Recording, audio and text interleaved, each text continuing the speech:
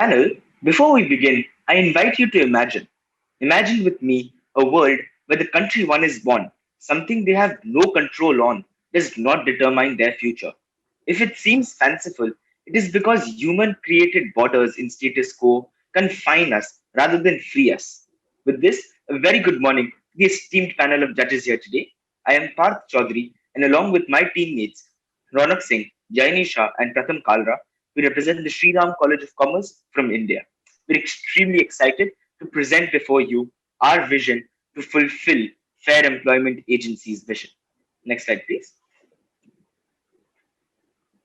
To give you a broad overview of the next 20 minutes, we'll start by understanding the company and the context, move on to the various stakeholders involved and their interests, followed by seeing which are the key issues that we need to solve for. After this, we'll offer a comprehensive solution landscape, justify our decision, and walk you through the details of our plan. Post that, we'll switch gears to implementation in terms of the timeline we propose and the risks that we foresee. We'll end by trying to specifically quantify the impact we believe our strategy brings, which is incredibly important. And by doing so, we aim to ensure that we can communicate not just what we want to do and how it can be done, but most importantly, the why behind it. Next slide, please. Talking about FEA, or the Fair Employment Agency, in its 7 years of existence, it has grown by leaps and bounds. It has championed the cause of FDWs, of foreign domestic workers. Hundreds and thousands of individuals from Philippines and Indonesia have migrated to Hong Kong in search of better economic opportunities. But hefty and often illegal fees charged by agencies, resulting in long-term debt, is a crucial issue. FEA aims to solve this problem at an industry level by showcasing its transparent employer pays model. From the 3,000th placement in December 2018, 4,000 in January 2020, to now 5,000 plus by January 2021, FEA has helped workers avoid more than $6.5 million in debt. Next slide, please. Let's look at the stakeholders which are involved, right? Primarily, it's the employers and the workers. For the employers, it means them getting the best fit employees which work hard and work efficiently. They're able to do that because these workers are now without debt as because of the practices that we are going to imply as the FEA. As far as the workers are concerned, it means now they don't have to deal with the severe problem of debt bondage. And in this process, we create economic opportunities for them, hoping that it leads to social mobility and create multiple benefits for them, which they can translate into later. Other than that, we believe government, NGOs, and other agencies are also very important because we want to target all entities across the value chain so that we can navigate and push for regulatory efforts that have a long run impact and also become the norm in the longer scheme of things, which is very important. Next slide, please. What are the core problems that we are trying to tackle? Firstly, stimulating future growth. The case talks about three growth options that we have, whether we want to expand in Hong Kong, whether we want to pursue a franchising model, or whether we should target the countries like Philippines. Secondly, do we diversify into other industries or not? And thirdly, do we expand into other countries or not? Well, that is a crucial problem. We also identify certain other problems with it. Firstly, information asymmetry as far as domestic workers are concerned. They are at the highest risk of exploitation simply because they don't have enough knowledge about how to proceed things, and which could basically be detrimental to their own cause. Thirdly, in terms of the strategic choices, we believe pricing and messaging both are very important. Pricing because do we price comparatively if we want to set up an industry standard or not? And secondly, messaging because we want to have a messaging in place that ensures that we are both in making sure that we are equally interested to do well, both for employers as well as the employees who are going to be placed by us. Market segmentation as an option is something that we will explore as far as this particular problem is concerned. Moving on to the next slide. What are the factors that we look at when we're trying to analyze demand?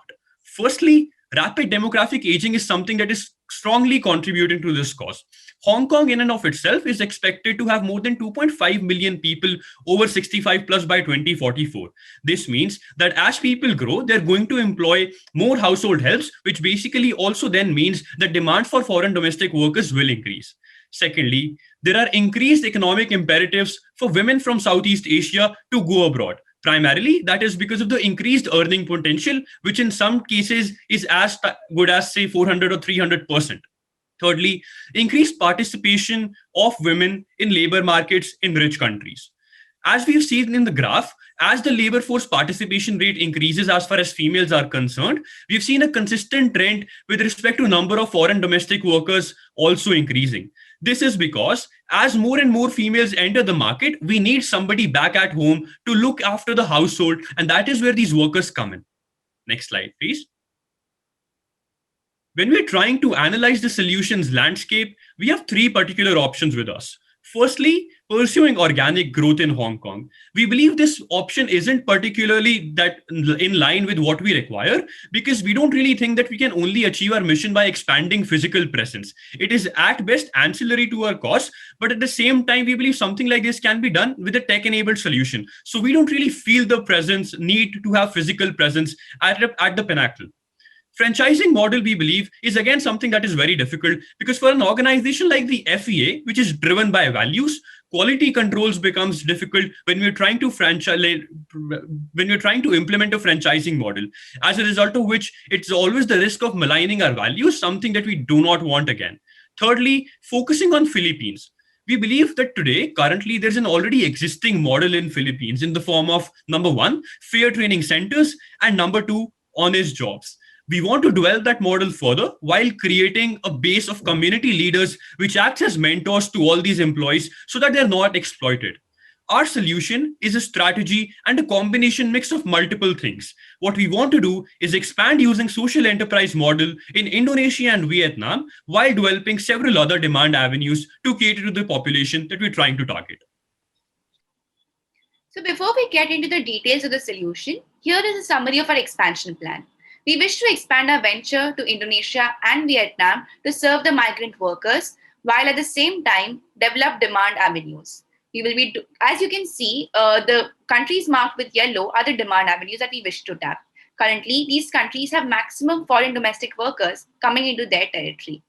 This, however, will be done in a phased manner. We will first establish a base in Indonesia, and once we're successful in doing so, we will enter Vietnam. To support the increased supply, we will start developing a market in Malaysia and Taiwan, and later expand to Japan and South Korea 3 years down the line. So let's also understand why Indonesia. 95% of the domestic workers who come to Hong Kong come from either Philippines or Indonesia. More than 3 million Indonesian women have migrated across countries in search of work because of very low wages in their home nation. We plan to enter this region by establishing a social enterprise in the form of a non-profit, along with labor NGOs and organizations and community leaders. Similar to what we have done in Philippines. However, rather than starting two separate organizations, we plan to merge both the functions of employment agency and training in one in order to increase our efficiency, as well as offer a more holistic, one-stop solution to the workers.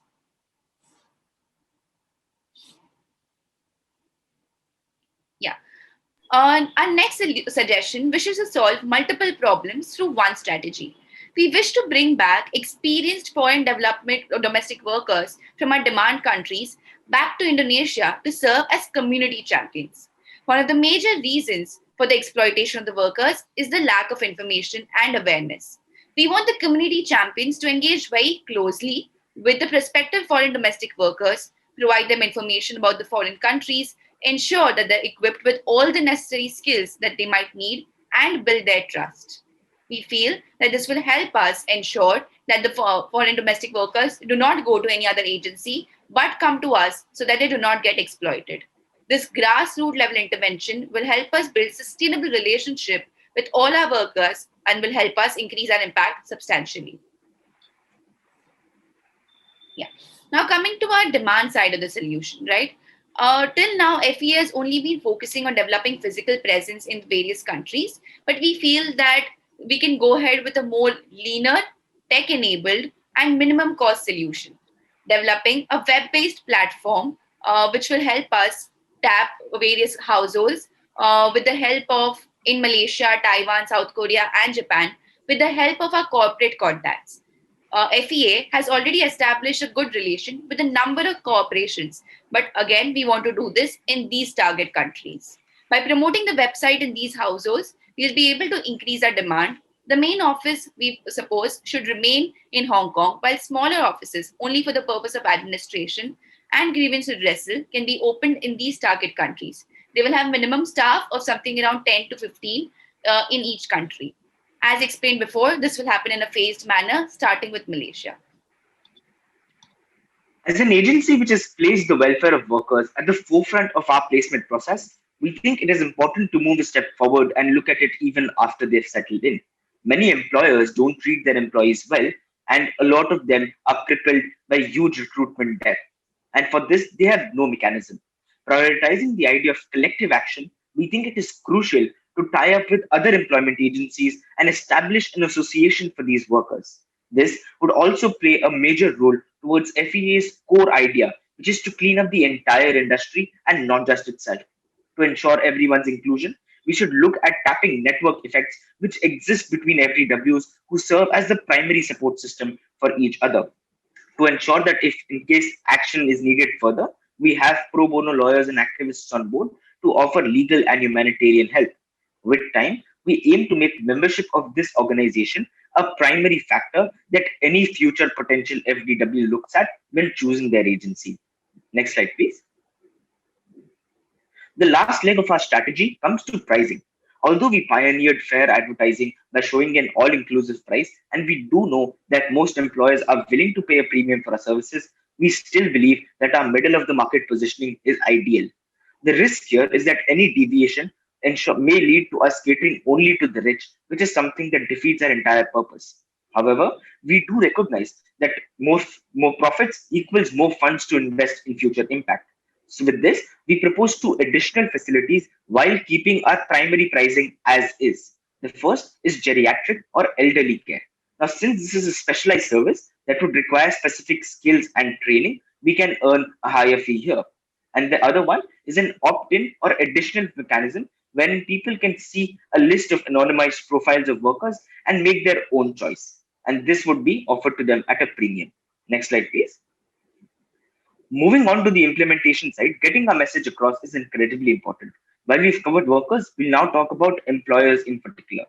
Now, when we look at the demography, we realize that most of our target audience belongs to a similar social class. And because of that, we think it's important to incentivize them to get others on board via a referral program that gives them monetary benefits. Here, we look forward to leveraging the 90% of employers who said that they would recommend FEA to a friend.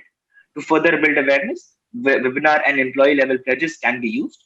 At the same time, to ensure that we can grab attention and have high staying power of our idea, we think that certification and recognition from international organizations and showcasing client testimonials either in text or video format is incredibly important to build that legitimacy.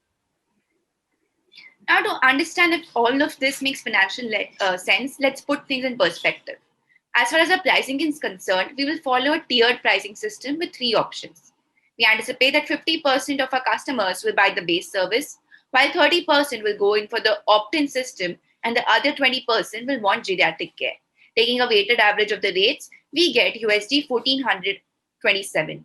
Now let's understand the market. In Hong Kong, we have been currently growing at the rate of 30%. We wish to increase this to 45%, bringing the number to 22,000 workers in 4 years. Similarly, in our 4 new target countries, we wish to employ 25,000 workers, bringing our total to 47,000. According to our previous calculations, our revenues will be around 67 million. If the expansion plan does not go according to our vision and we are not able to meet our targets, then we will be able to make something around 40 million. We now try to estimate the cost that we will have to incur in order to implement the strategy. The platform development will cost around 500,000, while marketing expenses in these 5 countries will, in order to develop demand, will be something close to 2 million. Training, administration, and employee expenses cost around $400 per worker, which brings our operation expenses to 19 million. Our target is to reach 8,000 workers in Indonesia in the first year, which will cost around 3 million, while we anticipate another 2 million to go towards building local offices, training centers, and employee community champions. This will add additional 2 million, bringing our total Indonesian expansion cost to 5 million. One of the key determinants of any business model comes to be timing, the way ahead. Our solution has been drafted to yield the most optimum results. We begin with the Philippines market due to its highest potential, and as we pick up, we enter the Indonesian market after a few months. With a growing concern for geriatric care, we bring in this vertical around the 6-month mark. Our Choose Your Health strategy sustains itself for the first year to catalyze growth. Our workers' welfare strategy goes on for the longest time, right from 6 months to the next 3 years. And we lead our tech expansion after 2 years for increased growth, as operations will have to be stabilized in order to ensure this smoothly. Risk is a very critical part of our analysis, and we adopt a twofold approach at looking at the risks. We first analyze the risks associated with our model in specific, and then we look at the risks as an industry as a whole. Looking at the green box, it talks about those risks which are least in intensity and least in terms of the probability of them happening. This involves a differential pricing which might affect the revenues across geographies. This risk is mitigated by ensuring a micro level cost control through localized support. In the first box in the top left, we look at the risks which have a very high intensity but a low probability of them happening. This includes the acceptability of a model. This is less in probability because with our concept of local champions who will be at the forerunner of our successful model in terms of trust building and working with the grassroots level community members who will allow this not to happen. Second is the international operations transparency. By becoming a stakeholder in the process, we will increase our accountability and supervision to allow minimum scope of any error. Lastly, we look at the box in the bottom right, which talks about those risks which have least intensity, but very high probability of them happening. The first is tech adoption and digital literacy. In the countries of intervention, which might have a less digital adoption rate, we might have problems adopting tech. In this case, we will handhold them through partnering agencies initially. After this tends to sustain itself. Second is litigation issues. This is a very critical and sensitive issue of lawyers, students, pro bono services with the help of international agencies. At the industry level, we have two major risks which we have to take care of. The changing regulatory environment. This will be taken care of with the close engagement of international organizations. We will leverage their relationships with the governments.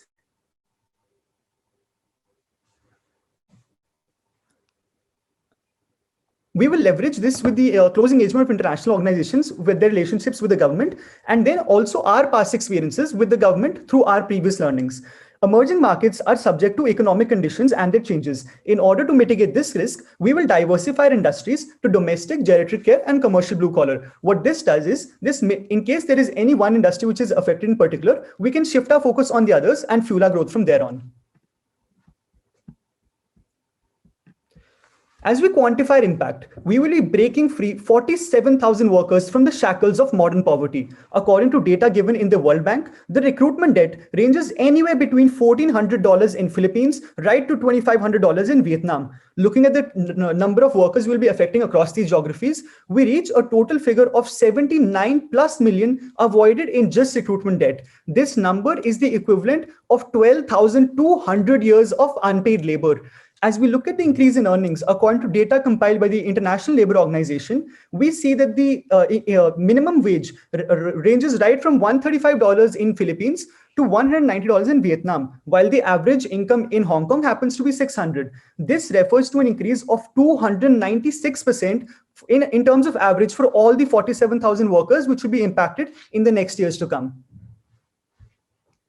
Sustainability being such a critical element of our case here, we look at it from a very tangible point of view. In this case, we take off 4 United Nations Sustainable Development Goals, which range from decent work and economic growth through providing job opportunities, no poverty by reducing the recruitment debt, industry innovation and infrastructure as the workforce enters more industries, and reduced inequalities in terms of their monetary payments, which are to come to them on a monthly basis.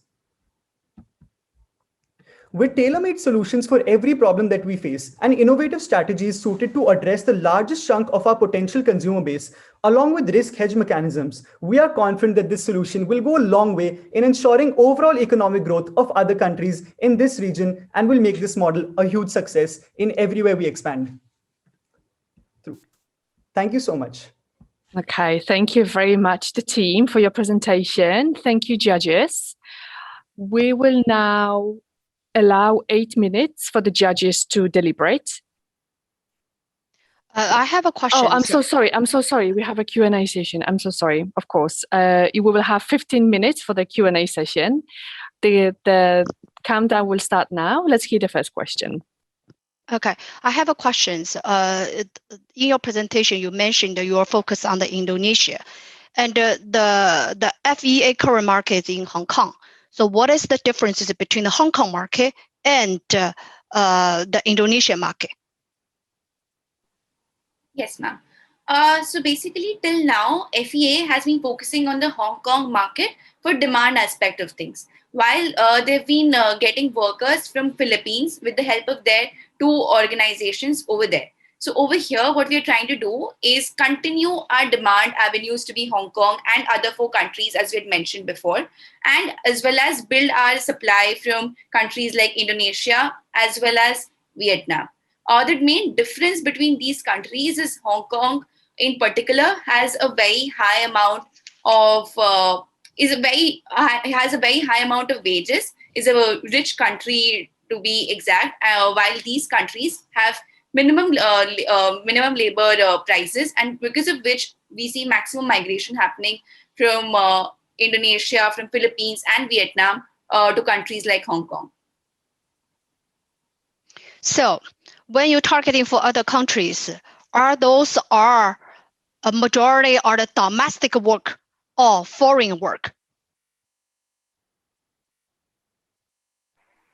Yes, ma'am. To build on what Jaini said earlier, so how we're looking at it is that workers are coming from countries like the Philippines and Indonesia, and they're being placed in countries like Hong Kong and other countries which we plan to expand to after the 2-year mark, like Taiwan and South Korea, Japan. So the idea is that by our very description, we are not an agency which looks at domestic hiring. We are facilitating foreign hiring itself. It's just that this is the source, one is the source, and one is the placement place. Okay. If it's a foreign worker, have you think about the language? What's the language in Indonesia? English? Hong Kong, the reason is because the majority of people, the English is one of their key language, but Philippines, they are speak English as well. So how about Malaysia? How about Indonesia? I don't think Indonesian English is very popular in Indonesia. Are they have the same language? Right. So, ma'am, I think the reason why we've tried to prioritize Philippines and Indonesia is because that is status quo. Even right now, so if Hong Kong has roughly 400,000 foreign domestic workers, 50+% come from Philippines, but more than 40% already come from Indonesia. So that availability of people who have the ability to connect those languages already exists, which is why we want to tap that as our primary increase in terms of expansion.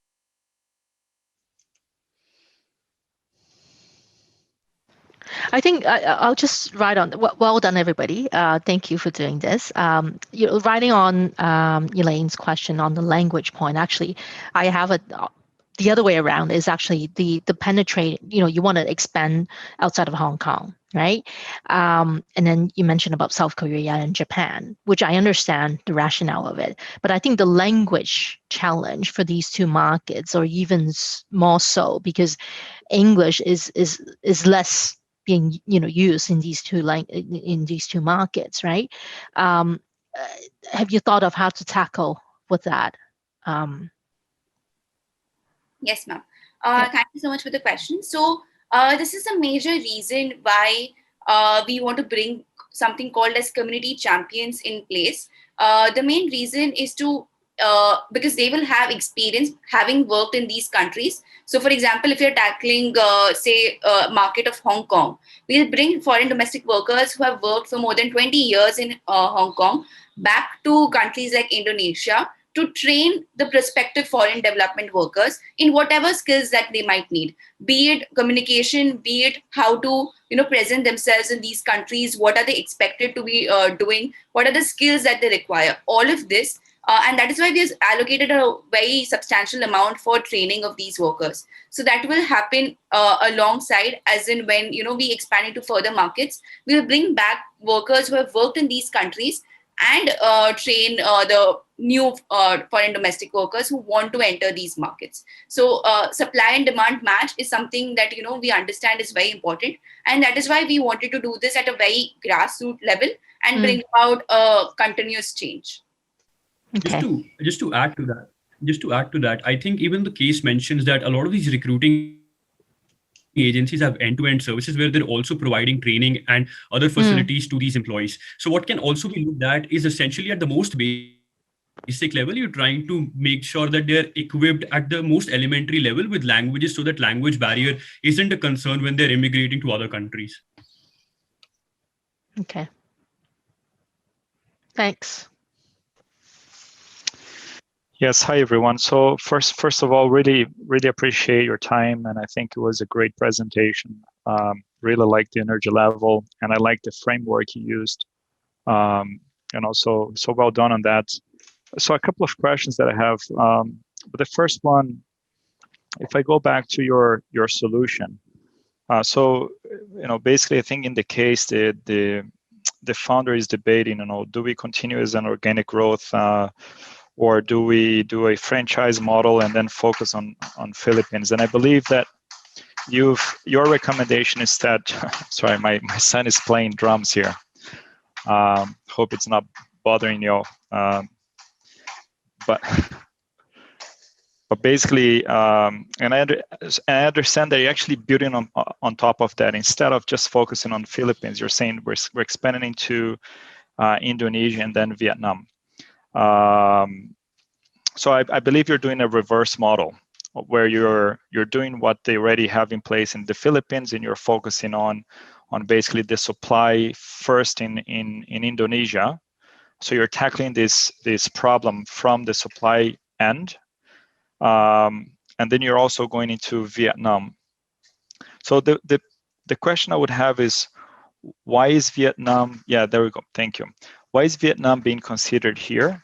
And then I'll ask the next question. But if you can elaborate a little bit more, why Vietnam? That would be helpful. And then I'll ask a secondary question. Right. As we mentioned earlier as well, the primary logic and rationale with which we've decided the countries or the order as well is in terms of status quo, to understand how well they fit.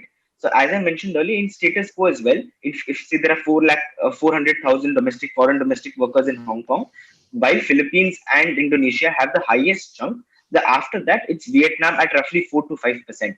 All the other countries are at very small percentages. So that would point to us tentatively in terms of a certain lack or gap in terms of how they fit to Hong Kong. And that is why after Indonesia and upon building further in Philippines, we look at Vietnam.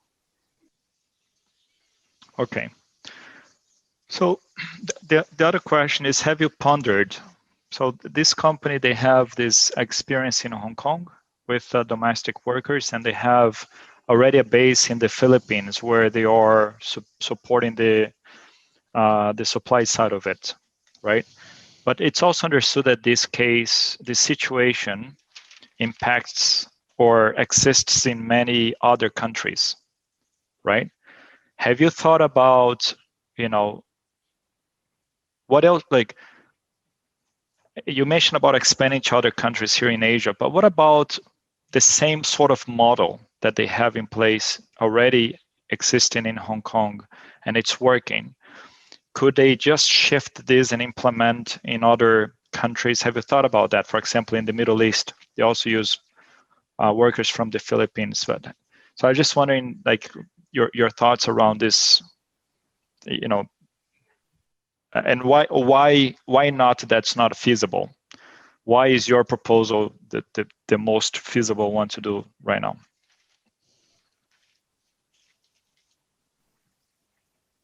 Yes, sir. Thank you for that question, sir. I think it's a great question that we were also pondering upon when we were trying to solve the case. We believe that when we're talking about Southeast Asian economies particularly, right? We believe there's a lot of potential here, and also with respect to them being emerging markets automatically presents an opportunity for us to dive into the people who currently do not have that earning potential and also have the ability to go ahead and work. We believe while this model may be replicated at scale in other countries and continents or geographies as well, right now we've only had a proof wherein it's been scaled at the maximum level possible and working efficiently in Hong Kong. Before we go ahead and try to implement the same strategy in other countries, which are also as diverse geographically as well as several other factors from Southeast Asia, we need to have a fair model in place as to how things work with respect to expansion being concerned, which is why we're taking a step back and trying to look at things and take them one step at a time. I think Jaini will be able to add more on this as well. Yes, sir. So one of the major reasons that we started with these economies is because they are so close to us, we will be able to implement our tech-enabled solution. We do not want to, put in a lot of investment in these demand avenues in terms of physical presence, but try to reach out to them as much as possible through the website, through the app, through our tech platforms. So over here, because Hong Kong is so close to these other demand countries, that we will be able to do so while having our headquarters in Hong Kong and just a smaller office in these countries. Other than that, one very important reason is if we try to move to these countries like in the Middle East, we will have to have a lot of on-ground support from the NGOs, from labor organizations, etc., etc. This is something that we have seen in the Southeast countries because as Southeast Asian countries, as Pratham mentioned, they are emerging economies. There's a lot of presence of social enterprises, of NGOs, and a lot of movements happening. So we will be able to implement this simply because of the fact that there's already a market for these products. There are already people who think about how to efficiently manage labor, how to work for humanitarian efforts. This is something that is happening at scale in these countries, and that is why we want to start over here. And moving to Middle East will require us to shift our base a lot and will require a much higher expense as well. That was the whole rationale behind this. Okay, thank you.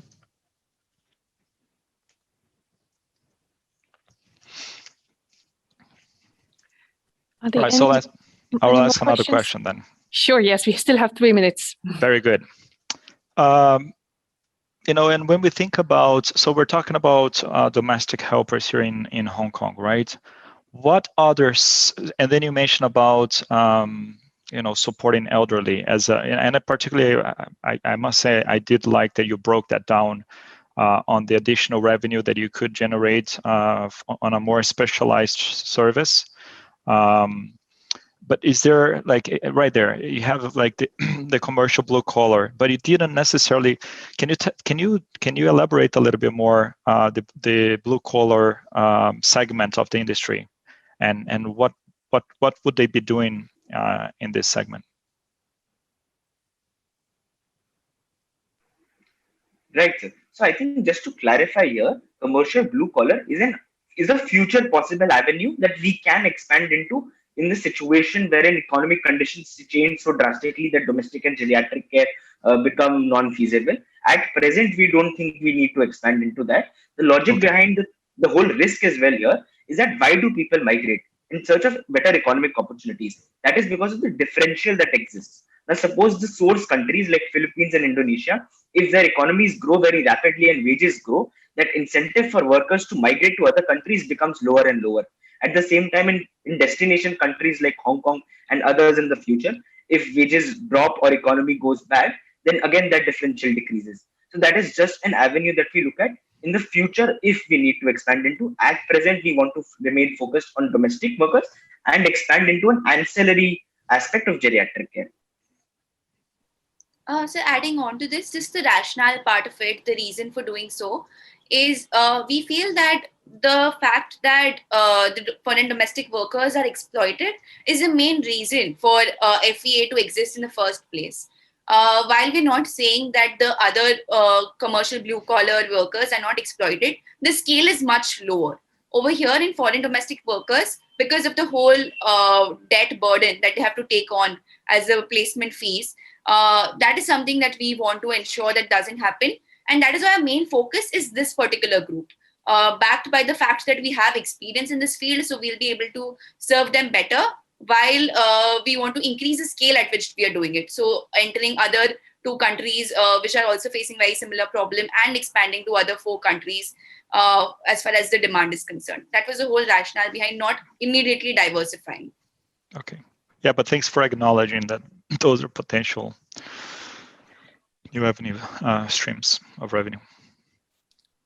Okay, I think the time is up for our Q&A session. So thank you, everyone. Thank you very much.